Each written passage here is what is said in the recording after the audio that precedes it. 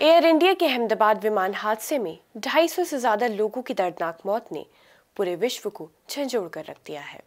गुजरात के अहमदाबाद में गुरुवार 12 जून की दोपहर एयर इंडिया की पैसेंजर विमान AI-171 क्रैश हुआ, जिसकी डरावनी तस्वीरें सामने आ रही हैं। अहमदाबाद के मेघानगर इलाके में आग की बड़ी बड़ी लपटें देखी गईं।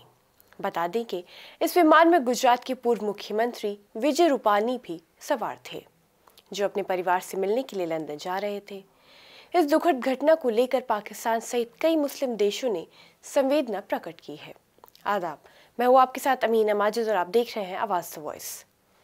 इस घटना को लेकर जहां पाकिस्तान सहित कई मुस्लिम देशों ने संवेदना प्रकट की, वह दुनिया के दो प्रमुख इस्लामी संगठन मुस्लिम काउंसिल ऑफ एल्डर्स और मुस्लिम वर्ल्ड लीग ने विशेष तत्परता के साथ भारत के प्रति समर्थन जताया है।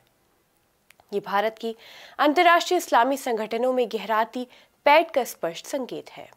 प्रधानमंत्री नरेंद्र मोदी के 11 वर्षों के कार्यकाल में भारत और मुस्लिम देशों के बीच संबंधों में उल्लेखनीय प्रगति हुई है। कई इस्लामी राष्ट्रों ने पीएम मोदी को अपने सर्वोच्च नागरिक सम्मान से भी नवाजा है। सऊदी अरब के प्रिंस सलमान से उनकी विशेष समीपता रही है। लेकिन इस विमान हादसे के बाद जो वैश्विक इस्लामिक एकजुटता सामने आई है, वो इस बात का प्रमाण है कि भारत अब इन संगठनों के लिए सिर्फ एक राजनीतिक साझेदारी नहीं, बल्कि एक विश्वसनीय मित्र भी बन चुका है।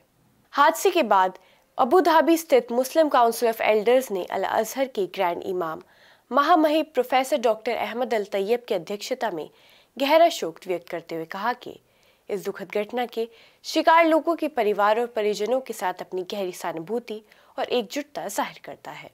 इसी तरह मुस्लिम वर्ल्ड लीग ने भी अपने बयान में कहा कि MWL अहमदाबाद एयरपोर्ट से उड़ान भरने के कुछ ही समय बाद हुए इस दर्दनाक हादसे को लेकर भारत सरकार, वहां की जनता और पीड़ित परिवारों के प्रति अपनी गहरी संवेदना प्रकट करता है।